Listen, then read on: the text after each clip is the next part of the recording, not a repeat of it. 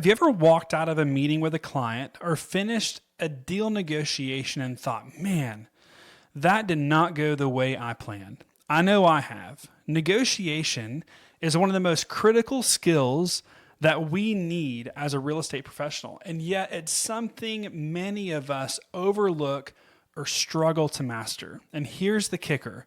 In real estate, negotiation isn't always about haggling the price or haggling with the other side. Often, the toughest negotiations happen right in front of you with your own clients. So whether it's setting realistic expectations, protecting your commission, or guiding them towards the right decision, how you handle these moments can either build trust and loyalty or unravel it in seconds. But here's the good news. Negotiation doesn't have to be a battle. It's a process of discovery, of building relationships, and of finding alignment between people's motivations and your expertise. Welcome back to the Gritworks podcast, where we explore the strategies, the mindset, and the stories that help you build a life and a business you're proud of. My name is Derek, and today we're diving into some powerful negotiation strategies that will elevate your confidence and your results. Today, we're going to pull insights straight from Chris Voss's phenomenal book, Never Split the Difference, a must-read for anyone in our field, and apply them to real estate specific scenarios. We're going to add a link to the book in the show notes below. So if you want to grab a copy, please go down, check it out. I highly encourage the read. It is such a good book. We're also going to talk about protecting your commission, creating relationships with other agents that actually work in your favor, and understanding what we really sell as real estate professionals. So grab a notebook, keep an open mind, open your notes app, because this episode is packed with actionable strategies that you can use starting today. Chris Voss said, negotiation is not an active battle. It's a process of discovery. The goal is to uncover as much information as possible. And he's right. Right here is where so many people get negotiation wrong. They treat it like a game of chess, trying to outmaneuver or outsmart the other person. But the reality is, the best negotiators aren't talking, they're listening. Did you hear that? The best negotiators aren't talking, they're listening. So when it comes to real estate, this concept is critical. Whether you're meeting with a new buyer or helping a seller price their home, your first job is not to convince them, it's to uncover. What's driving their decisions? Is it financial pressure? Is it a big life change? Is it fear of making the wrong move?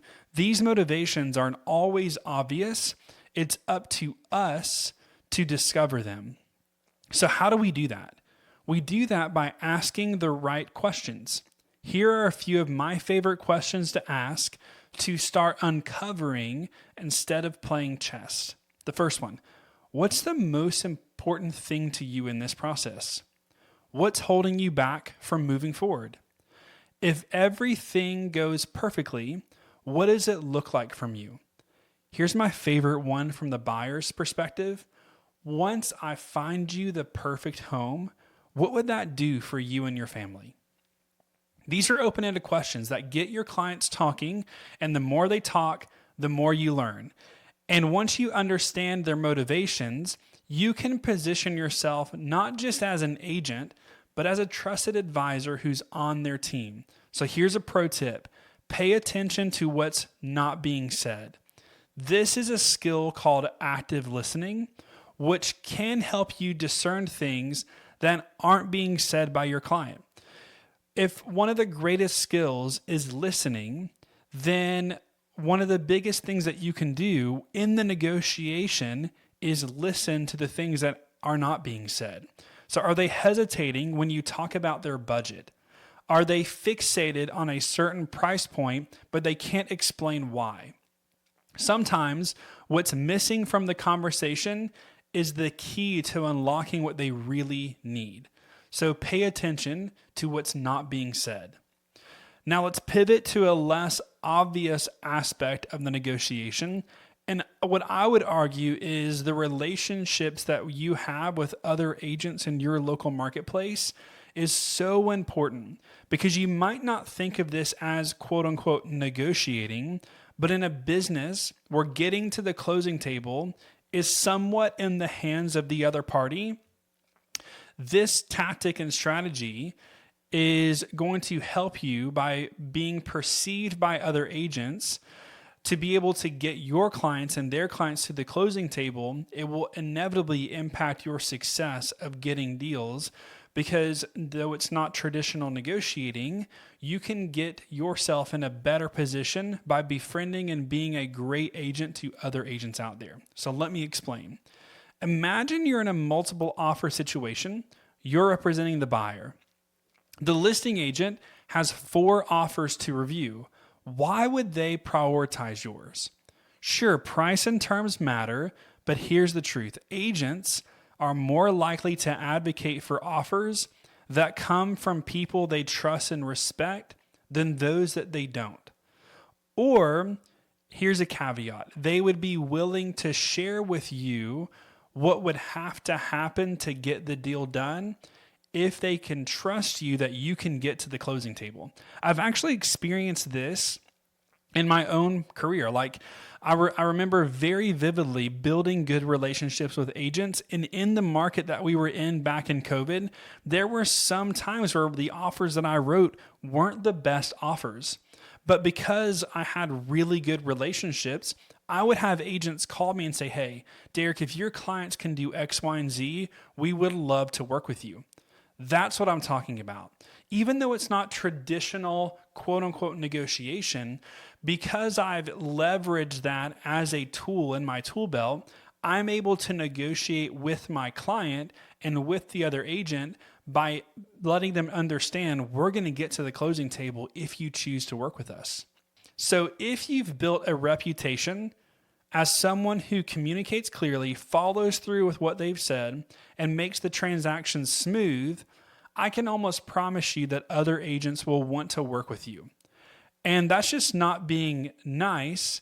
That's a smart negotiation strategy because it's about creating relational equity.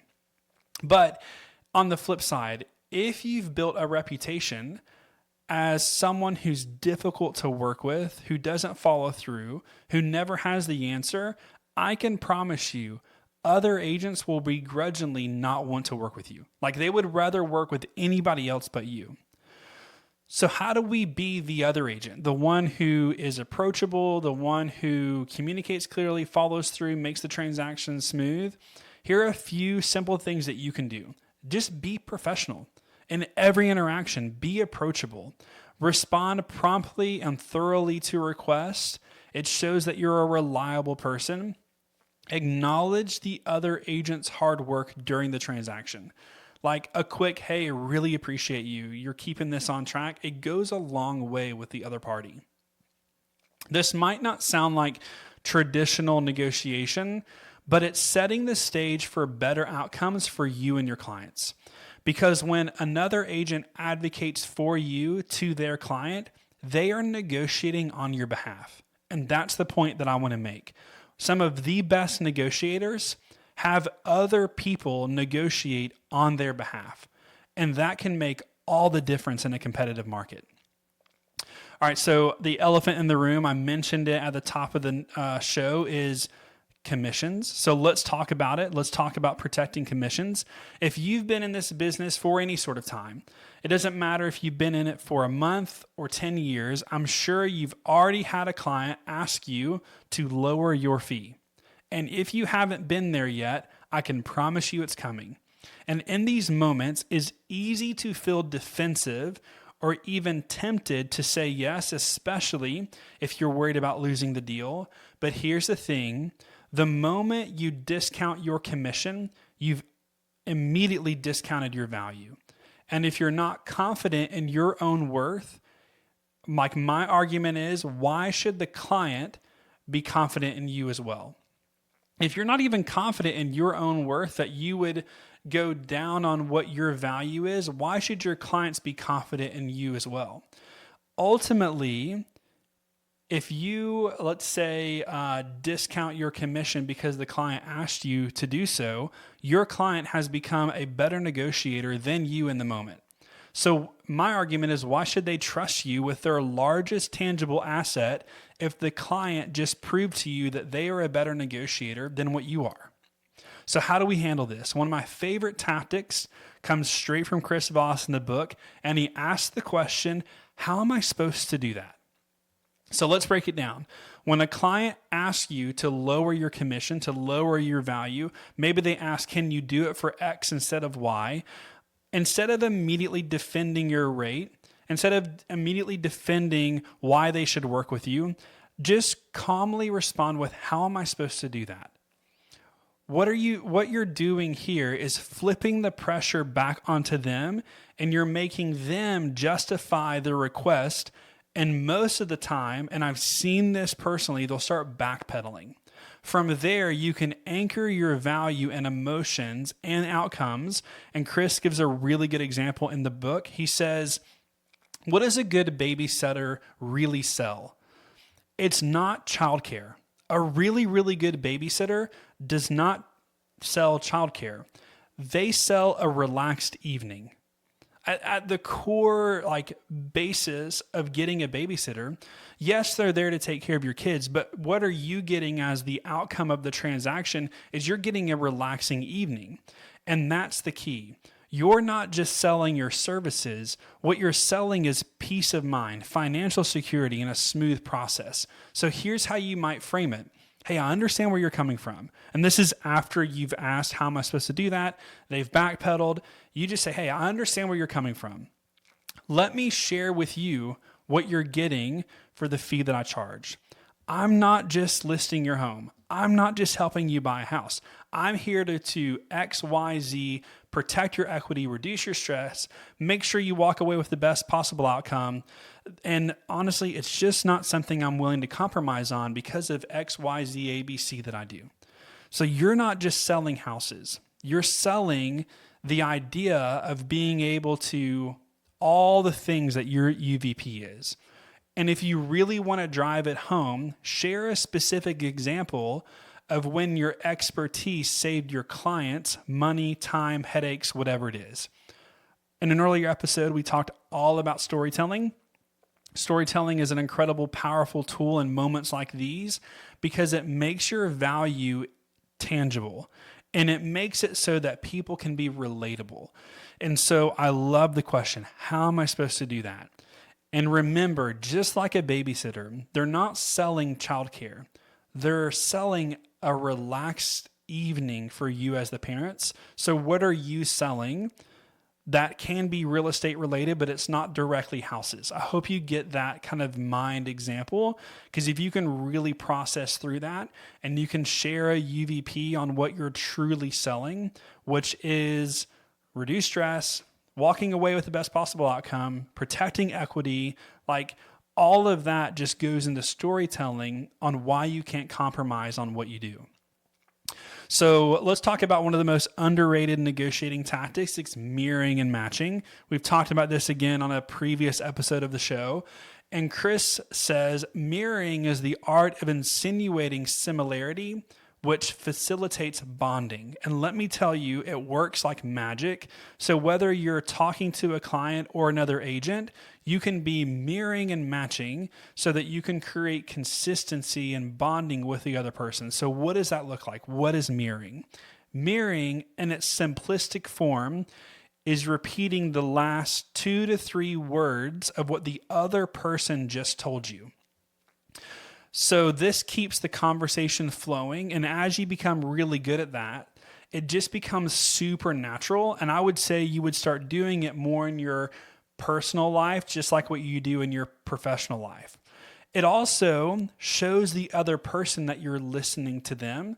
And it often gets the other person to reveal more information. So let's talk about an example. How do we do that? So imagine you hear a client say, we would love to list, or we want to list for $700,000. Instead of jumping in with comps and data and arguments and all the things, just try mirroring back to them. $700,000?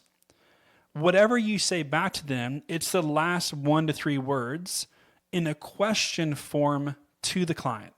So they say, we want to list for 700,000. You say 700,000, then pause. That little repetition encourages them to elaborate. Really strong negotiators know how to take control of the conversation and pass the conversation back to the other party very eloquently.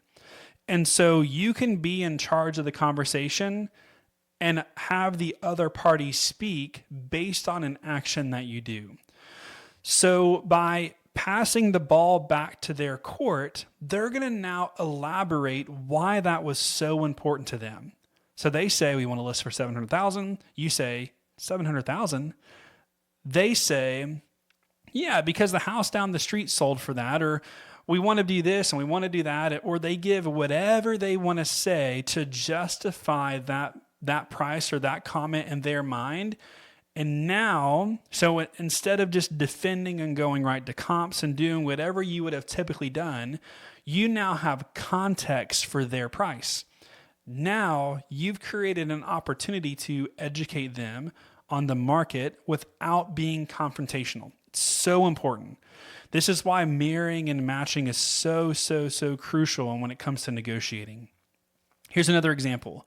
This time with an agent. So let's say you're in multiple offers and the other agent said, my client needs a really fast close. Instead of rushing to respond, yeah, we can do that. That's no big deal. Just say a fast close. This, again, passes the ball back into their court, and they're going to say, yeah, they really need a fast close. They need to close in whatever time frame that is. That time frame might be longer than what your client would have traditionally done, and you could have bought your client some more time. So you never know what truly needs to be done unless you ask about it. And the best way to ask is to mirror and match what people say to you. The beauty of mirroring is that it feels supernatural. You're not forcing the conversation. You're simply encouraging the other person to open up in conversation. And in negotiations, the more information you have, the more power you have. Which brings me to one of my favorite insights from the book. Chris says, know the emotional drivers, and you can frame benefits of any deal in language that will resonate. So let me ask you, as a real estate professional, as a realtor, what do you really sell? It goes back to previous points that we made earlier. It's not just houses. We sell dreams. We sell securities. We sell lifestyles. We sell peace of mind. The sooner that we can connect with those emotional drivers that encourage people to make buying decisions or selling decisions, the sooner you'll connect with your clients on a much deeper level. So for example, to put this into context, a first-time buyer isn't just buying 4 walls and a roof. They're buying financial stability. They're buying a place to build a future. A downsizing couple isn't just selling their home. They're looking for simplicity. They're looking for freedom. They're looking for less stress. And so once you understand emotional drivers, you can frame your value in a way that truly resonates with that other person so that you can form your value into that emotional driver. So you won't say, I can help you find a house. You can say, I can help you find a home where you can start the next chapter of your life. It might be a small shift, but it makes a big difference. I can help you find a home where it can be a simpler way of getting around. I can help you find a home where it feels like you don't have a ton of responsibility, that it's easier to maintain and manage. We can take emotional drivers and make it a UVP of why they would choose to work with us. So let's recap. Today we've covered, I think, a lot of ground when it comes to negotiating. We've talked about the process of discovery, asking the right questions to uncover true motivations. We've explored why building strong relationships with other agents can give us a competitive edge because they will do the negotiating on our behalf. We've talked about strategies for protecting commission, like using the question, how am I supposed to do that, to shift the conversation?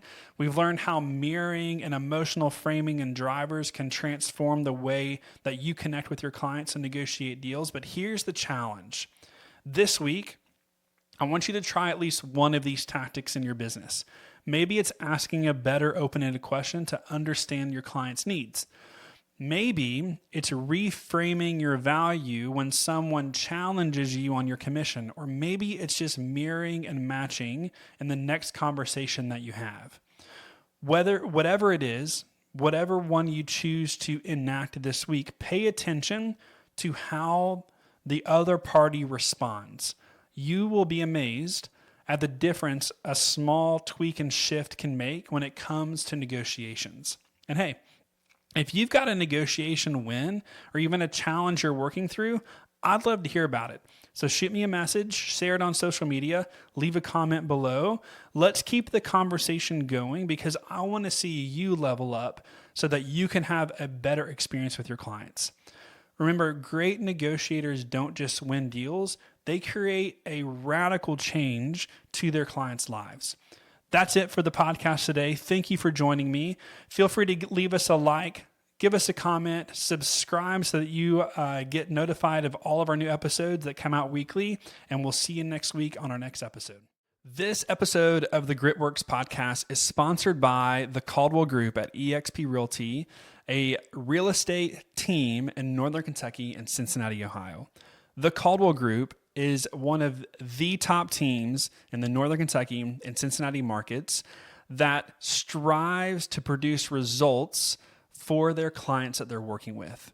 Their agents are top of the line when it comes to all new technology, understanding the market, and presenting results and value to clients. So if you are in the market in the Northern Kentucky and Cincinnati area to either learn more about what your home might be worth in today's market, or just learning about the market in general and what it looks like to buy or sell in the market today, then hit us up in the comments below. We would love to reach out and talk with you more and share with you all the things that are happening inside Northern Kentucky and Cincinnati, Ohio. Thank you to the Caldwell Group for sponsoring today's episode.